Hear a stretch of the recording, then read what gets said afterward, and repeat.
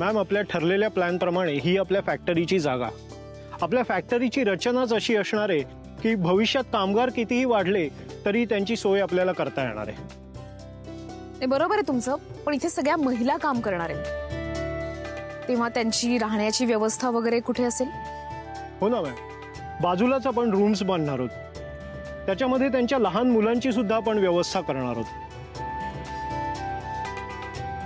आणि त्या मुलांच्या शिक्षणासाठी मॅडमनी काही सूचना केल्या होत्या, त्याचं काय झालं? बिलीव्ह मी सर, आपण सगळ्या सूचना मॅमच्या फॉलो करतोय. भविष्यामध्ये कामगारांसाठी लागणारी शेल्टर होम्सची व्यवस्था सुद्धा आपण केलेली आहे. माझा तुमच्यावरती पूर्ण विश्वास आहे. माय प्लेजर.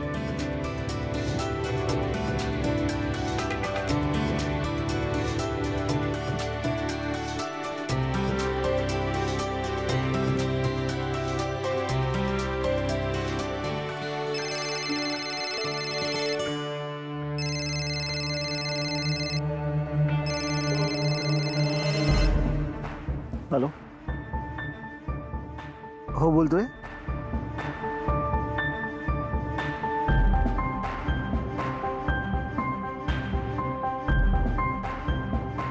हो हो, मी येतो, पोचतोय मी.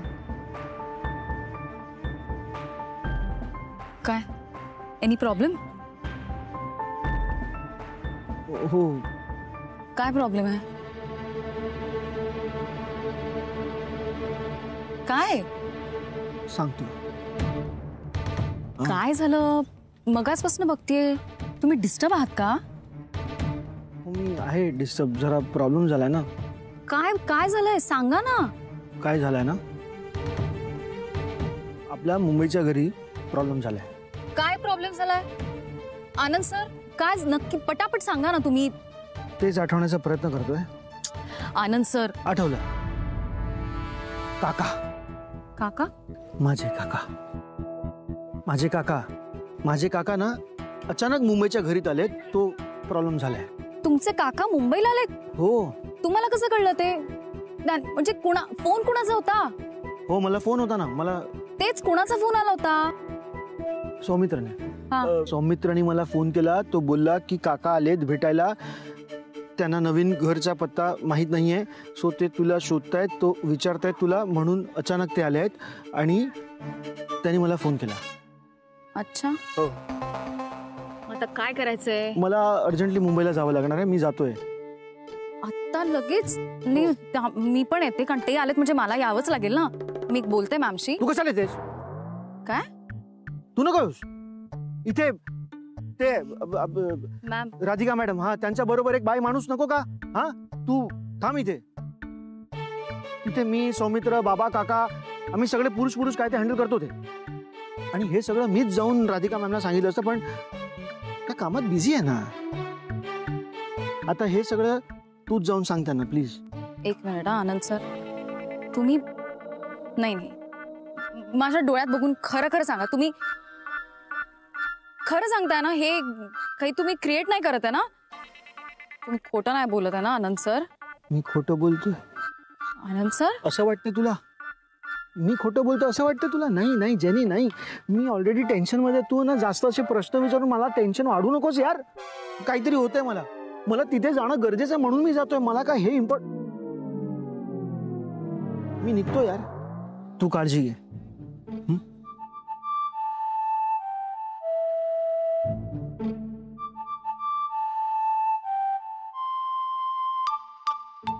जेनी, बाय यार, प्लीज काळजी घे स्वतःची. हा. हो, आय सी. असं सगळं आहे. तर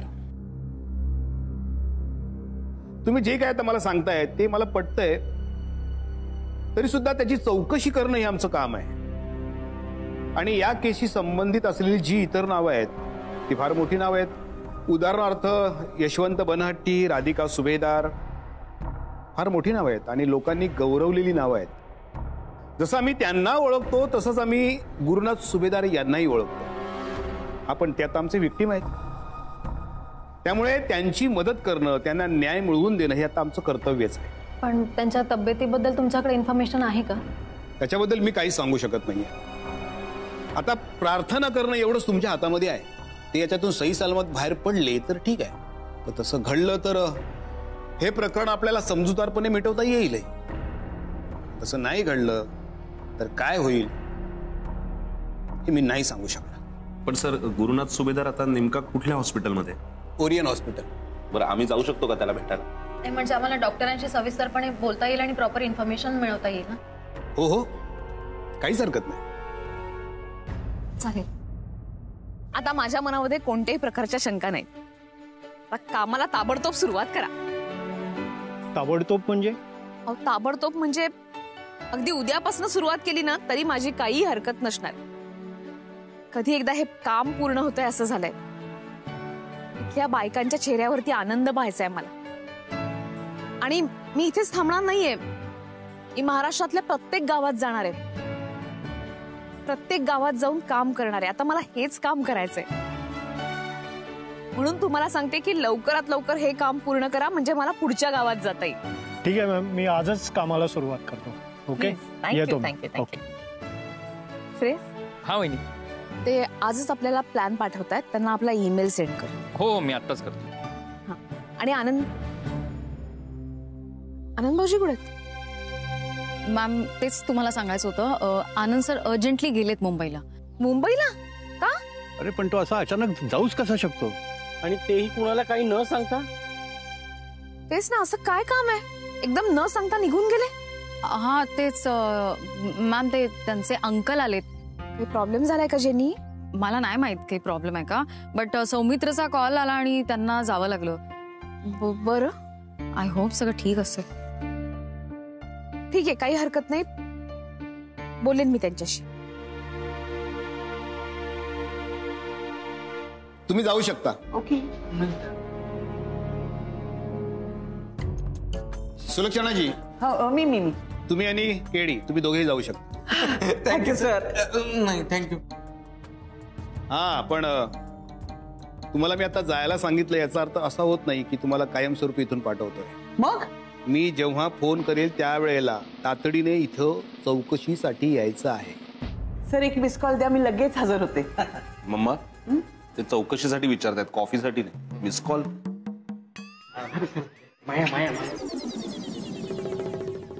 माया, मी तुझ्यासाठी काही पण करू शकतो. हे बघ, तुला काही मदत लागली तर मला सांगा. तू पटकन फोन कर. मी बाहेरच उभा आहे. मी म्हंटल ना, मी तुझ्यासाठी काही पण करू शकतो. सध्या निघतो. ए, नमस्कार. निघतो का? देऊ परत पुन्हा आता. हो हो हो मम्मा, काय बडबड करत बसला? चला. हो हो मम्मा.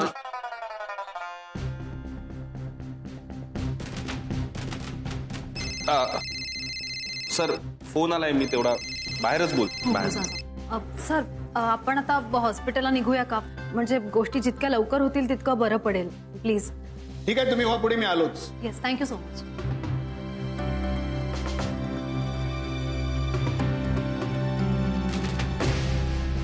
साहेब, त्या आनंद शहाचा फोन आला होता. काय म्हणाले ते? ते आज रात्री किंवा उद्या सकाळी येते. आज रात्री किंवा उद्या सकाळपर्यंत. आनंद शाह. हा, ठीक आहे. बरं झालं ती मम्मा गेली, पण मी मायासाठी थांबतो. किती वेळ लागला तरी थांबतो.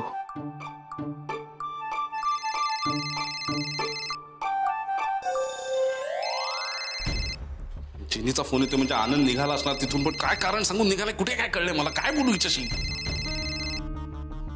हा, बोल जेनी. हा, सौमित्र, काय खूप प्रॉब्लेम झालाय का? काय काय झालं? कुठे काय झालं? काय काय काय ग? का असं का विचारतेस तू? काय झालं? सौमित्र, ऐकताय ना? हा, ऐकतो ना मी. काय सांगू हिला? हिने नक्की क्रॉस चेक करायला फोन केलाय. हा हा, काय ग? काय काय? ते तुम्ही कॉल केला होता ना आनंद सरांना, ते घाईघाईत गेले ना इथून. नक्की काय झालंय ना मला कळलंच नाही, म्हणून मी तुम्हाला कॉल केला विचारायला. काय झालंय नक्की? तुझा आवाज ब्रेक होतोय का जेनी? मला नीट ऐकू येत नाहीये. हा, हॅलो, मला येतोय आवाज. बोला बोला. नाही नाही, माझा नाही, तू काय बोलतेस मला कळत नाहीये. Hello hello hello. हा, हॅलो. काय सांगू हिला? शिट यार, आनंद काही कळवत पण नाहीये. काहीतरी मेसेज आहे आनंदचा. माझे बाबा आणि अंकल गुजरातवरून तुला भेटायला आलेले आहेत, त्यांच्यात भांडण झालंय म्हणून मी तिथे यायला निघालोय. ओके, थँक्यू आनंद. आता मीच ते मी ते मायासाठी थांबलोय. ठीक आहे ठीक आहे.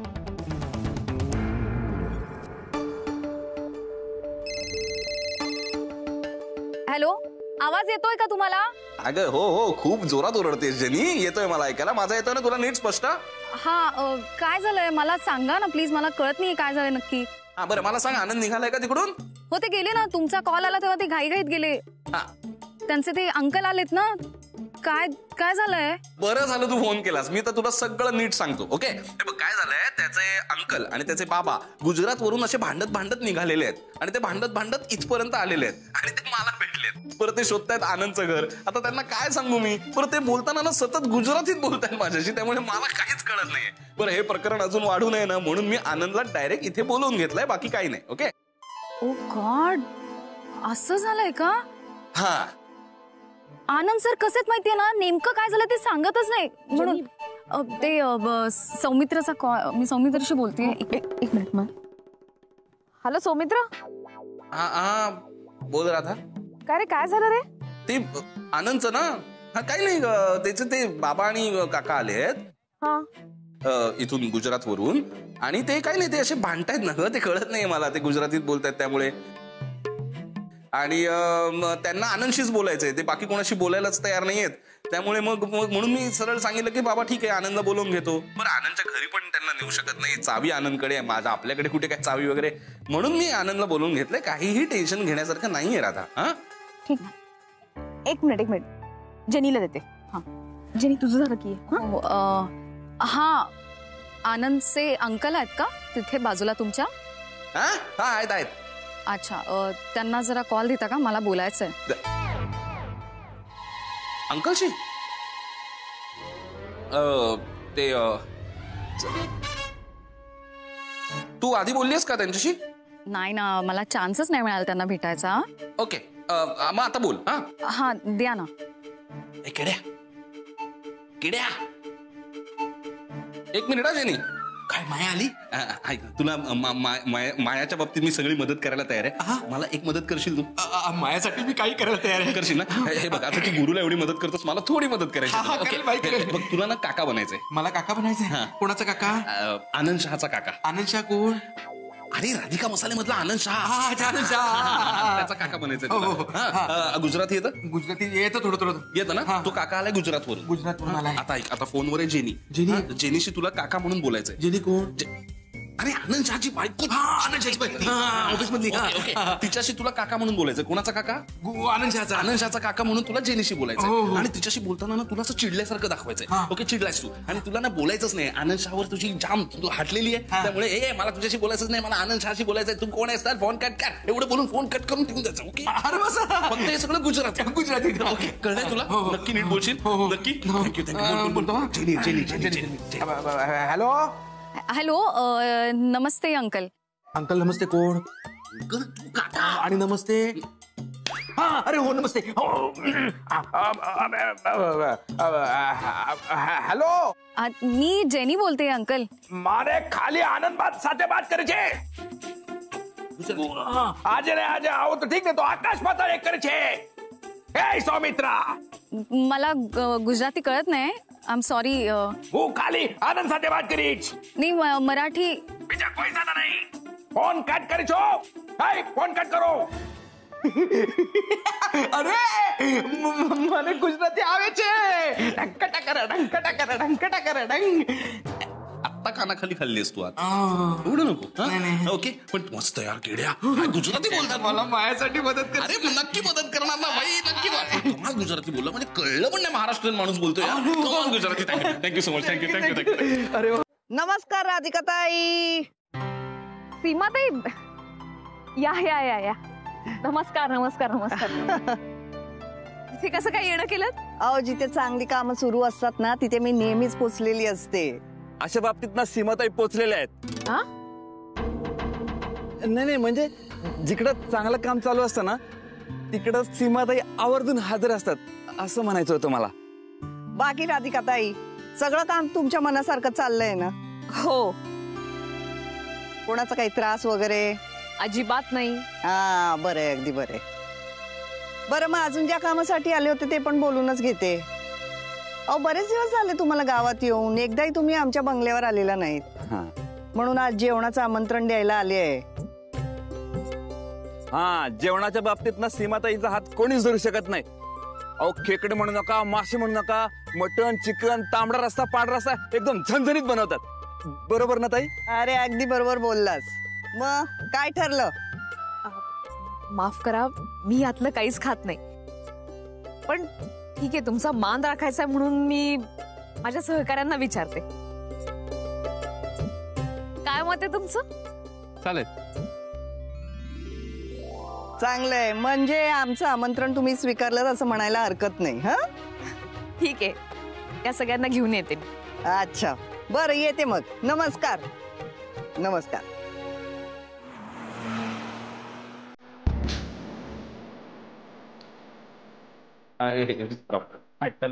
डॉक्टर, पेशंटचं काय स्टेटस?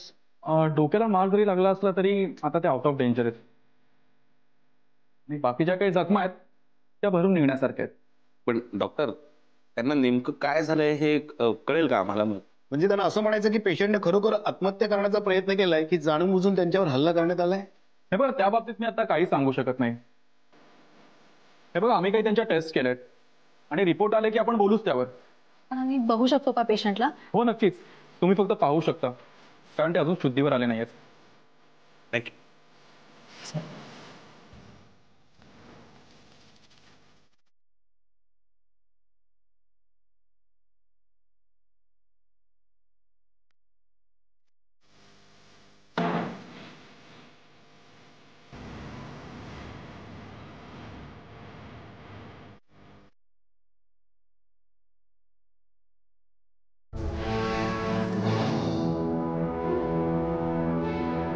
अरे या या या, नमस्कार राधिकाताई. नमस्कार, या नमस्कार. या या या, स्वागत आहे सगळ्यांचं. या या या या राधिकाताई.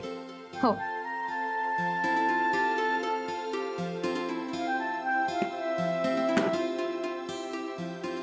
बसा बसा. काय रघु, गावात असताना कधी ताईंकडे आला नाही ना?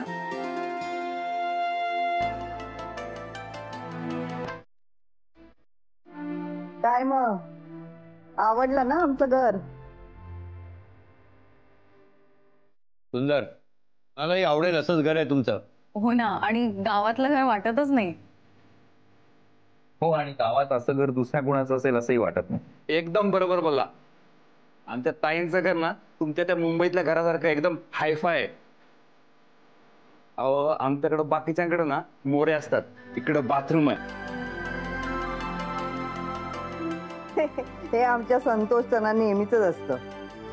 कोणी पण पाहुणे आले ना की घरचं कौतुक पुराणच सुरू करतो हा. आता जे आहे तेच सांगतोय ताई, खोटं थोडीच बोलतोय. अहो, एवढ्या गावामध्ये ना ताईंसारखं मोठं घर कोणाचंच नाही आणि हायफाय पण नाही. राधिकाताई काहीच बोलत नाहीये. मी काय वेगळं सांगायचं, खरंच छान आहे तुमचं घर, खरंच आवडलं. पण एक सांगू का, घर फक्त भिंतींनी नाही तयार होत, माणसांनी तयार होतं. आणि घरातली माणसं प्रसन्न असली ना की घर सुद्धा प्रसन्न राहतं. नाही, बरोबर आहे तुमचं. आता ज्यांनी हे घर बांधलं, माझे मिस्टर, ते अचानकच आमच्यातनं निघून गेले.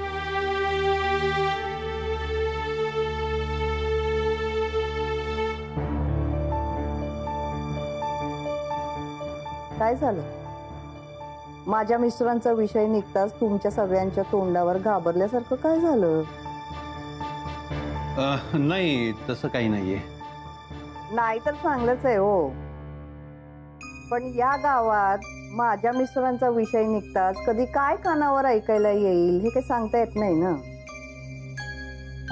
तर माझे मिस्टर खूप मोठे माणूस होते, अगदी कर्तृत्वान म्हणाल तसे. गावात खूप मान होता त्यांचा.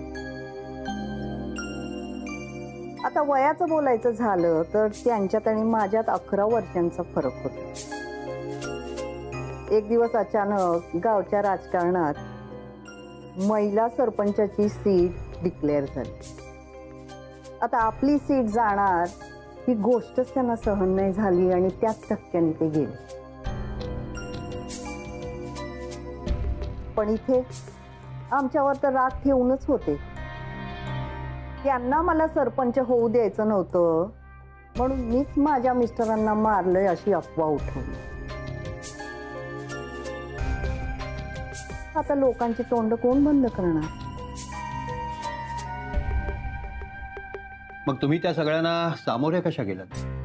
अहो, त्यांच्याकडे लक्ष देण्यापेक्षा जास्ती मी माझ्या कामाकडे बघत गेले आणि हळूहळू गावातलं सगळं चित्र बदलत गेलं. ज्या लोकांनी मला नावं ठेवली होती, माझ्या तोंडावर मला शिव्या घातल्या होत्या, आता तीच लोक माझ्या कामाचं माझ्या मागणं कौतुक करत असतात. मी पण ना नको त्या वेळेला उगाच नको त्या विषयावर इतका वेळ बोलत राहील.